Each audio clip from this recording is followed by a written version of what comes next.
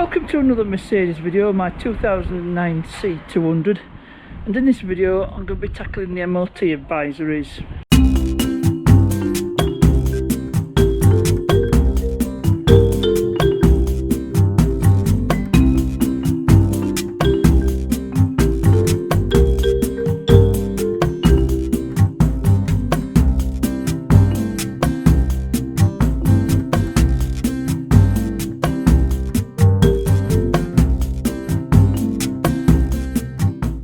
So the Mercedes passed the MoT with only 3 advisories. One of them was a left front anti-roll bar drop link with a bit of play in it. The second advisory was the left parking brake, which is low, obviously compared to the other one. And the third one was wear on the inside edge of the left rear tyre. So to this end, what I'm going to start off with, as soon as I get the keys out of the pocket, I bought myself some new anti-roll bar drop links. I'm going to do both sides. With anything suspension related, you always do that.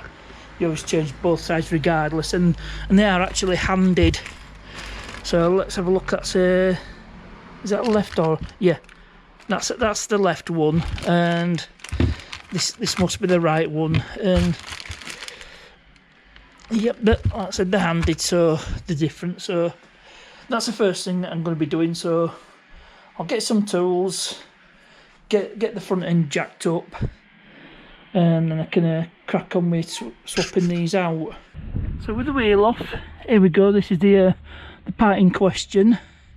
Now I'm just hoping I'll be able to buzz the nut straight off with the impact, and it should be an 18mm on this one. I think these might be an original Mercedes part. I've just got an aftermarket one, which will do the job just as well. There we go, 18mm socket fits. If it don't fit, I'm going to get a 5mm Allen and get an 18mm ring spanner. I don't think I'll get in with a ratchet spanner and just undo it bit by bit, because on the other side there's like a washer type thing. Now some of my flats for a 17mm spanner, and if you can tell on this new one, I don't think this new one has them, and it's probably got the same fitting. So I'll try and buzz it off with impact, but there's no way I'm going to do it to this bottom one. So let's see if I can buzz this off.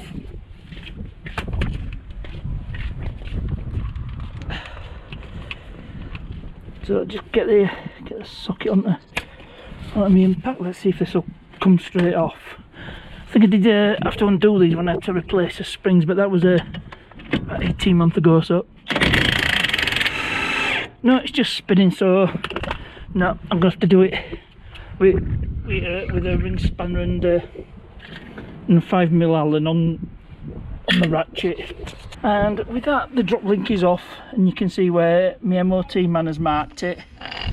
He obviously found play in it, so a bit of play. I mean, it feels okay to me, but on that one feels a lot looser actually, if anything. And I had to employ a slightly different method, using Allen key, because there wasn't any space. I just used a normal Allen key, 5mm Allen key. But there was room for my ratchet spanner, so just put the 5mm Allen key in, and then just undid it with my ratchet spanner, and it come off without any problem. So I've got the replacement part here. I'll just put the camera down because I can't do this with one hand. So just have a look. This is definitely the left hand one. So just pull these part off.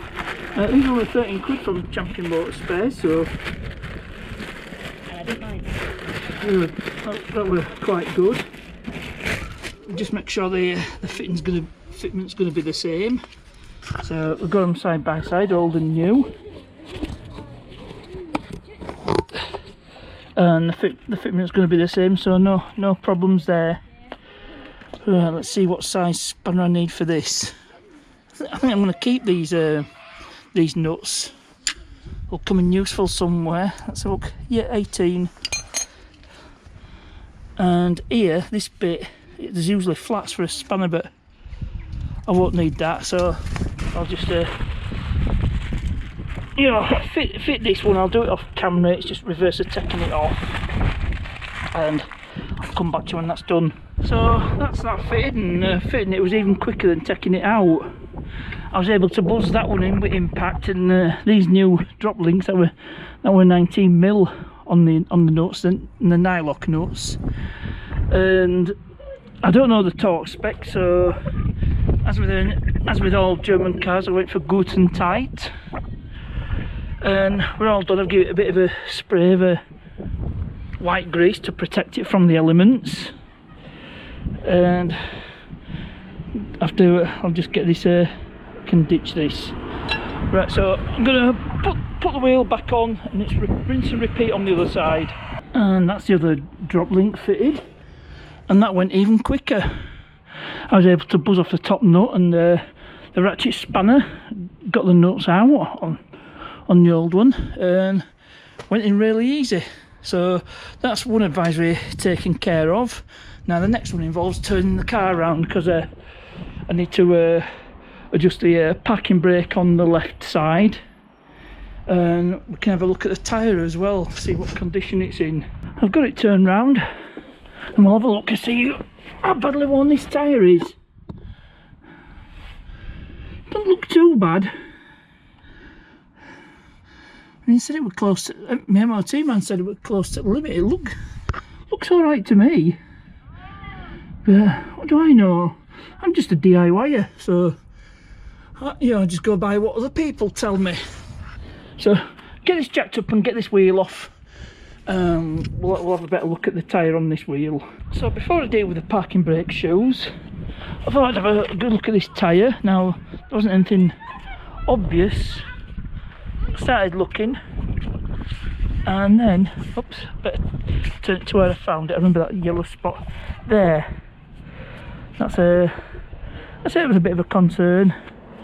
Yeah, definitely somewhere there, because there's a bit of a ridge here, and yeah, definitely where. Yep, definitely where on that inside one. But it's only an advisory. It's not super critical, but I will get that tyre replaced. So I'll probably go to my usual tyre place, Tyre World, and then obviously to deal with the root cause that it means the rear wheel alignment's out, so I'll have to get a four-wheel alignment. But what I'll do next, I just need to adjust these parking brake shoes.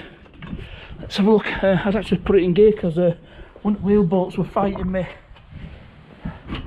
so I'll knock it in neutral. I'll put it in fourth to help me undo it, which I did with the breaker bar. So yep, it's just adjusting the shoes out, and then once I touch in the inside of the disc, which acts as a drum, just back it off again until you can turn it. It's not too hard. Obviously I'd done all this when I did all the rear brake, so it just needs a bit of fine tuning, a little bit of further adjustment. So I'll do that off camera, get wheel back on, and that's 2 out of 3 advisories sorted. So I've put the Mercedes back in its usual orientation. The parking brake, it feels a lot tighter. Somebody apply the pedal, it don't feel it just feels tighter, and that's why it wasn't as good as it could have been. I mean, yeah, I could probably haven't put it on quite tight enough, but there we go. Don't think that's going anywhere. Just try push it. Obviously real proof is out here when I'm driving, when I'm parked on a slope. So I'll get that tyre replaced. I'm going to do that off camera, and get a 4-wheel alignment done, because there's a reason it's wearing on that inside edge, and it must be rear wheel alignment. So I'll have to find a garage that can do it. My tyre place that I use, they only do front wheel alignment, and I'd done about 12 months ago thereabouts. I had to have the rear tyres replaced. I got the front wheel alignment done when I had to deal with last year's MoT advisories, those 2 suspension arms. I got the front wheel alignment done, but needs all 4 wheels doing. Right, enough of my rambling on. I'm going to end the video here. So I hope you enjoyed this one. As ever, thanks for watching, and I'll see you.